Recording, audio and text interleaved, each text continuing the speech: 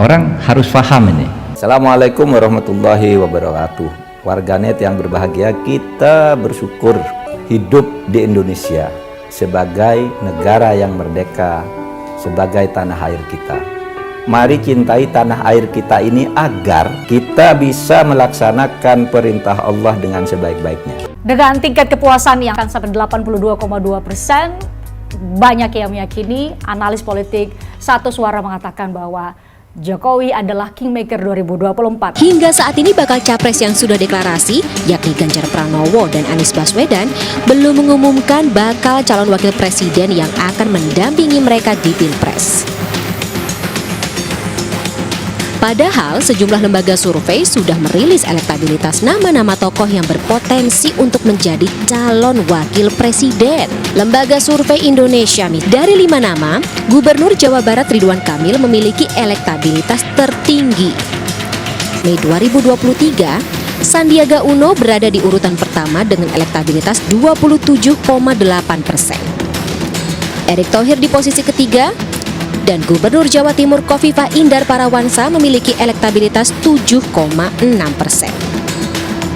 Jokowi mencoba untuk memainkan posisinya sebagai kingmaker, menentukan. Ini kita ketahui tadi wajar nggak? Ya, kalau dilihat dari etika bernegara mungkin kita bisa berdebat. Tapi kalau saya lihat hari ini Jokowi sedang memainkan 4 peran. Itu yang cukup ambivalen menurut saya. Ya kan, Jokowi pertama sebagai seorang kepala negara. Jokowi sebagai kepala negara, dia harus berada di atas semua golongan, harus dibawa semua partai, pro kontra dan seterusnya. Dia adalah national display. Yang kedua, Jokowi sebagai kepala pemerintahan. Ini kan kita by constitution, presiden itu sebagai kepala negara, sebagai pemerintahan. Nah, sebagai kepala pemerintahan, mungkin Jokowi concern dengan keberlanjutan program-programnya. Dan lalu kemudian dia akan bicara tentang real politics, yang paling efektif kayak apa, siapa yang nanti bisa melanjutkan program-programnya atau program-program pemerintah hari ini. Lalu kemudian kita lihat juga yang ketiga, Jokowi sebagai seorang kader partai dari PD Perjuangan. Nah, di sini tentunya memiliki sebuah etika kedisiplinan tertentu yang jadi khas dari PD Perjuangan dan beserta kader-kadernya. Dan ini mensyaratkan Pak Jokowi ini harus juga cukup loyal ya dengan keputusan-keputusan partai. Tapi ada yang keempat, Jokowi sebagai seorang individual political man, bagi insan politik. Apalagi dengan tingkat kepuasan yang tinggi. Ya. Dia pasti punya pertimbangan sendiri, punya hasrat sendiri, punya kalkulasi sendiri, ya kan, punya kepentingan sendiri. Ya kan? Dan itu untuk menurut saya partai tengah ini bisa di-manage. Ini gitu menarik ya? karena ketika dalam konteks koalisi pemerintahan, ketika Nasdem sudah melakukan fait accompli, let's say, dengan mengusung Anies Baswedan tanpa pamit atau tanpa izin dari Pak Jokowi, itu satu hal. Lalu kemudian PDI Perjuangan di batu tulis Bu Mega mengumumkan Ganjar sebagai calon presidennya, yang kita dengar katanya menurut laporan media H-1 bahkan Pak Jokowi baru dikonfirmasi. Artinya kan dua partai ini sudah melakukan political fait accompli terhadap Pak Jokowi. Dan menurut saya memang dalam situasi seperti ini Partai Golkar memainkan peran yang cukup signifikan ya. Kalau saya lihat partai tengah ini yang penting ini adalah Partai Golkar, PKB. Bagi Partai Golkar ya sebagai partai tengah nih, kalau saya memainkan smart power, misal saya membayangkan Erlangga Hartarto memainkan kapasitasnya sebagai smart power politics gitu ya, dia akan punya opsi juga kepada PDI, dia punya opsi juga terhadap Prabowo, bahkan dia punya opsi juga terhadap Nasdem, terhadap Anies Baswedan. Mungkin ya? Tidak ada yang nggak mungkin dalam politik. Bung Dimas sama Bung Henry bicara soal politik serba kemungkinan, bagi saya sesuatu yang tidak mungkin. Golkar itu nggak mungkin dukung Anies, PAN itu nggak mungkin dukung Anies. Bisa bertaruh dengan saya sampai pen Oktober. Ini soal bagaimana iman politik yang dijaga betul.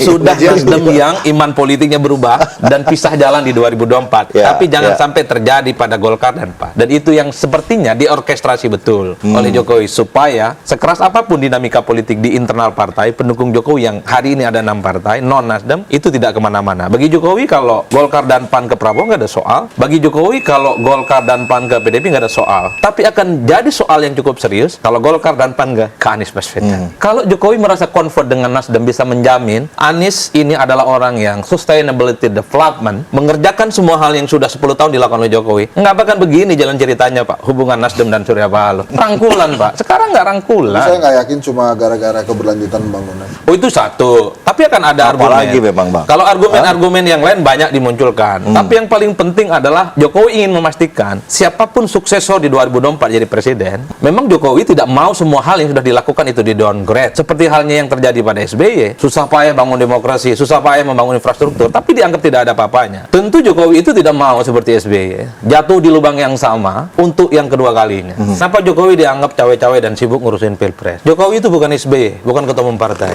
Jadi kalau tidak jadi presiden, Jokowi tidak bisa mengendalikan PDIP dan tidak bisa mengendalikan partai politik yang lain. Jokowi itu bukan Megawati. Setelah tidak jadi presiden, dia tidak bisa meng-hold dan dia tidak bisa mengorkestrasi PDIP. Kalaupun toh tidak ada Megawati, di situ ada Mbak Puan, ada Prananda dan seterusnya. Jawabannya bukan Jokowi, sekalipun presiden ya. Karenanya Jokowi itu hanya sekedar ingin bilang juga bahwa presiden di 2024 adalah orangnya Jokowi, orang yang bisa diorkestrasi oleh Jokowi, orang yang bisa diidentify sebagai bagian dari Jokowi. Begitu. Itu yang kemudian bisa menjelaskan kenapa relawan Jokowi juga ada muncul Prabowo Subianto selain Ganjar Pranowo. Dan kita tahu relawan Jokowi itu faktornya cuma satu, merah kata Jokowi, merah kata relawan. Bohong ceritanya. Relawan itu kalau tidak komunikasi dengan Jokowi, termasuk nama-nama yang dimunculkan itu, hasil musrah itu cuma satu namanya, Ganjar Pranowo. Tapi Jokowi mau banyak nama di situ dimunculkan. Semoga Allah senantiasa menuntun kita di jalan yang diridhoinya. Aku qouli hadza, astaghfirullah li wa lakum. Wassalamualaikum warahmatullahi wabarakatuh. Terima kasih.